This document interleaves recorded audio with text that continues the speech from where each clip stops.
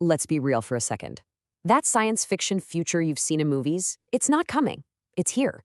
We are staring down the barrel of a transformation so fast and so deep that even the people building it are frankly a little freaked out.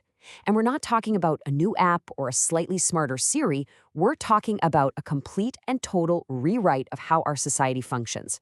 So let's just dive in and break down what's heading our way. Take a look at this. We are, right now, about 1,000 days away from what people are calling a phase transition for human society. That's it. Less than 3 years. Now, what's crazy about this is how different this revolution is. Think about the car or the Industrial Revolution. They had trade-offs. This time, it's better, faster, safer, and cheaper all at the same time.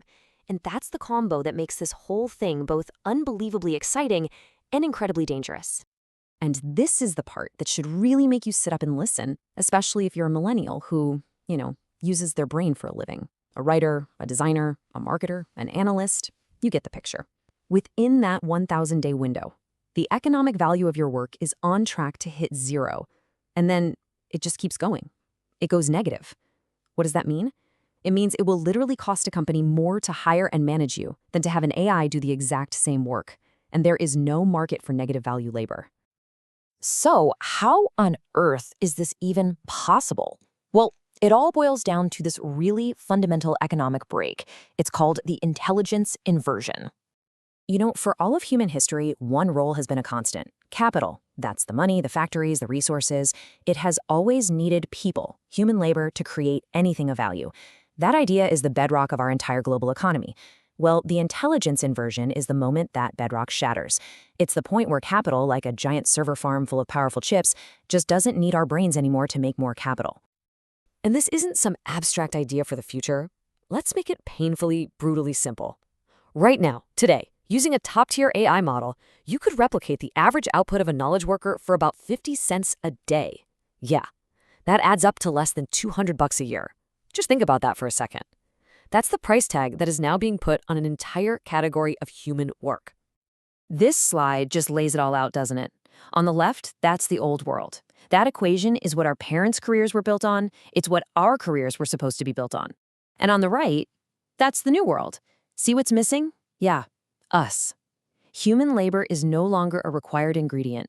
So the real question is, what happens to absolutely everything when the old system just breaks? So let's talk about that. Let's really look at what happens. Because when the foundation cracks, everything we've built on top of it starts to get pretty shaky. People who study this call it the automation cliff. And the word cliff is important. This isn't a gentle slope downwards for jobs. It's a sudden, sheer drop. One day, things are normal. The next day, a new autonomous AI agent, or maybe a whole team of them, can do your entire job. And those jobs, they don't come back. Ever. And if you're sitting there thinking this sounds like a movie plot, just look at Duolingo. They hit $1 billion in revenue and then basically just stopped hiring people. They are growing at 40% a year without adding a single person to their payroll. They are already living on the other side of that automation cliff. This is real, and it is happening right now. Okay, so what about the standard solution everyone talks about? Universal basic income, right? Well, let's just look at the hard numbers. The total tax revenue for the entire U.S., mostly from income and corporate taxes, is about $4.9 trillion. The price tag for a super basic UBI, we're talking just 16 grand a year per person, would be $5.3 trillion. We are already in the red, and that's before the entire tax base of cognitive jobs completely evaporates. I mean, to put it as simply as possible, the math just doesn't work. The old solutions, the ones we always talk about, they cannot solve this new kind of problem. Our entire system is built on an assumption that is about to become history. It's a pretty terrifying thought. But this is where the entire story pivots. This is where it gets interesting. Because what lies on the other side of this chaos, this massive disruption, is something our species has never, ever seen before. What if this isn't the end of the world for the 9-to-5? What if this crisis is actually the single greatest opportunity humanity has ever been handed? A chance to completely redefine what we value and what we do with our lives. So, welcome to the idea of true abundance.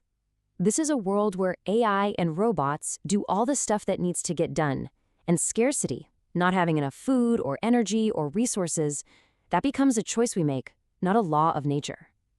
This is a world where we are finally, truly free to pursue the things that actually make us human in the first place.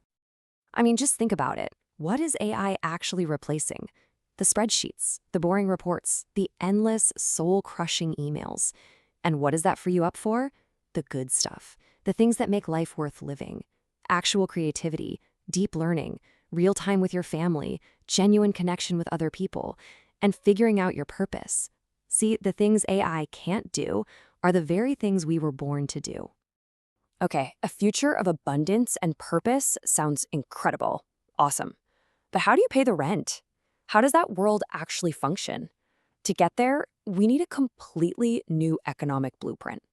So here's a model that's starting to get a lot of traction. Step 1. Every single person gets their own universal AI that works for them, its only goal being to optimize their well-being. Step 2. You are issued money simply for being a human, participating in society. And step 3. The value of that money is tied to the only two things that are actually scarce anymore: raw computing power and our attention. What this creates is a kind of dual currency system. So you'd have one type of currency that's backed by compute power, kind of like Bitcoin, that keeps all the technological stuff running, and then you'd have another type, more like cash, that is just given to you. And the AI systems would want to earn that human cash from you by actually providing you with value, by making your life genuinely better. All right, I know this sounds huge, maybe even a little overwhelming, but it all comes down to the single most important question. What can you do about it right now, today? How do you actually get ready for this new world? Because here's the truth. This future is not going to wait around for anyone. It's going to be built, and it's going to be owned by the first movers, the people who are brave enough to adapt, to learn, and to start building with these new tools instead of trying to fight them. So here it is, your personal action plan. Step 1, don't just use AI, really learn how it works under the hood.